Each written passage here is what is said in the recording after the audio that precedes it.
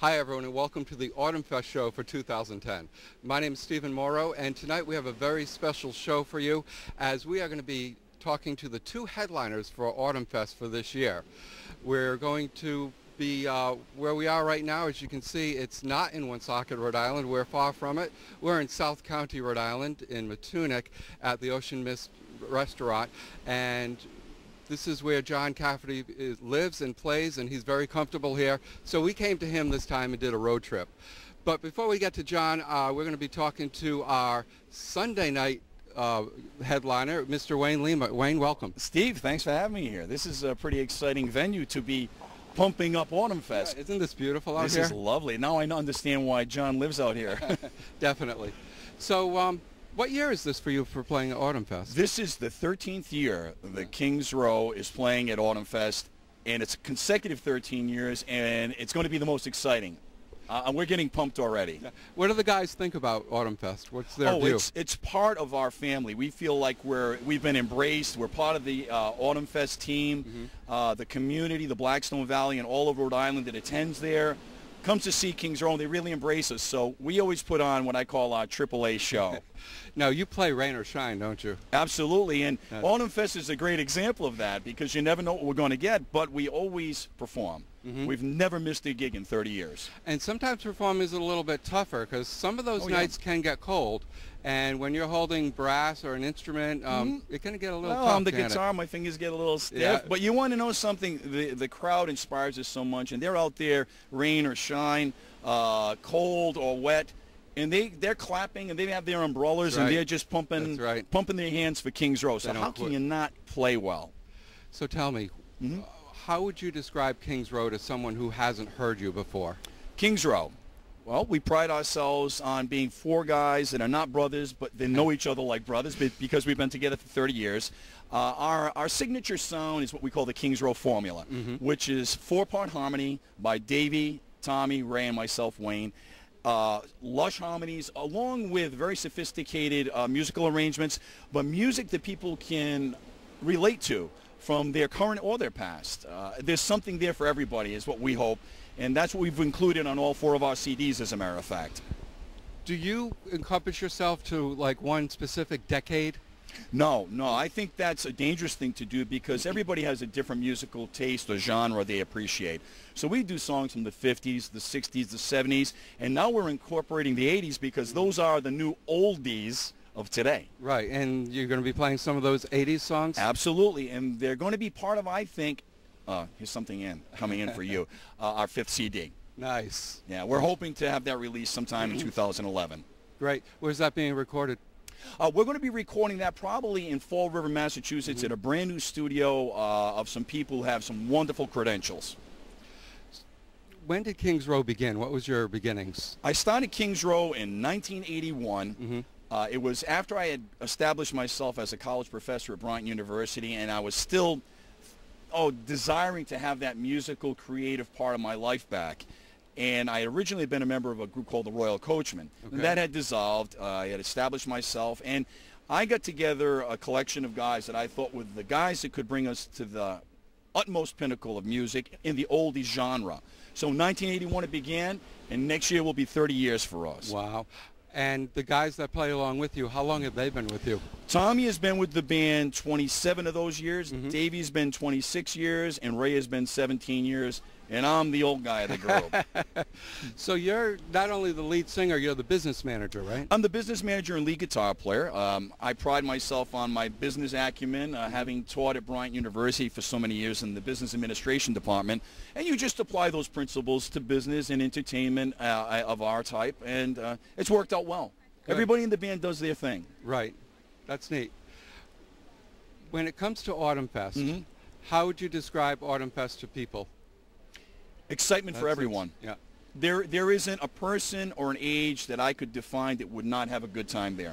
Whether it's children, adults, male, female, young or old, it's one of those entities, one of those festivals that's for everybody. And I encourage people, not just from the Blackstone Valley, but throughout the state to come and visit us. Right. It's the best ticket in town. It's free. And free is great when you have bands like John Cafferty on Saturday night, when you have Kings Row on Sunday night, and the dozens of other entertainers that Paul Jacob has brought to the stage on behalf of Autumnfest. How can you go wrong? Mm-hmm. Now, I know your band is selective of where you play. Absolutely. What criteria do you use to determine where you're going to play, such as an Autumnfest? Well, it may sound a little bit pretentious, but the professionalism of the team that's inviting us, the opportunity for us to present ourselves as best we can, and for us to work as a team with people. The second part is do we really feel that the audience is going to enjoy us? And for most parts of Autumnfest, you're going to find people who love everything that's on stage, but I think they really, really do embrace Kings Row. So, yeah, we're going to be back to Autumnfest as long as Autumnfest wants us. I can't say that about everywhere else, though. Yeah. When you're choosing songs to play at such a venue as Autumnfest, how do you choose your songs so that they don't become routine or Stale. the same every year? Yeah. We have a category, or catalog, I should say, of songs that ranges up to almost 100 or 150 songs. So every time we play there, we play the ones we have found that the people enjoy the most, and then we throw in the new stuff to spice it up. That way we don't get stale, the audience doesn't get bored, and we are constantly reinventing ourselves, so to speak. So Kings Row, when you see us once, you'll never see that show again, Right. because it's very eclectic. Right. It's constantly cycling. So I was going to ask, from when you began to now, how has the group changed? What's the dynamics that's changed with age?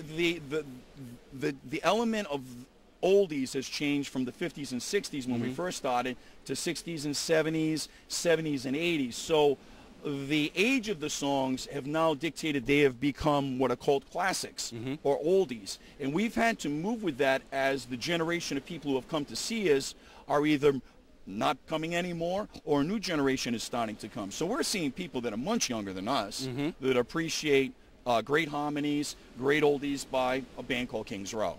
And your wives are behind you too, huh? Oh, 1,000%. They're our best supporters and our best critics.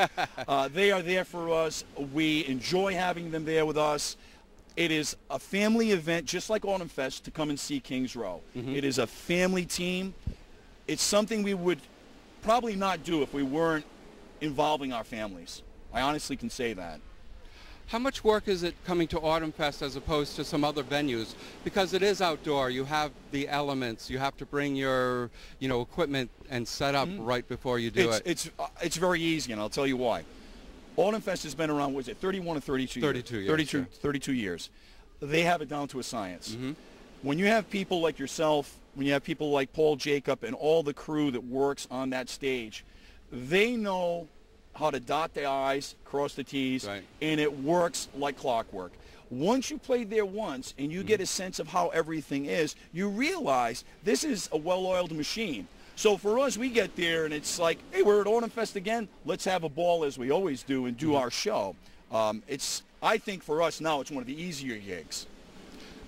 Being in the music industry, you happen to know a lot of the groups that have appeared at Autumnfest in the past. Some very good friends. Can you go over some of those groups that have been? Sure. For instance, Chuck Negron, my very good friend from Los Angeles of Three Dog Night. We've had him there. Then, Ricky Nelson's sons, the Nelson brothers, have been there. Mitch Ryan, the Detroit Wheels, Devil with the Blue Dress.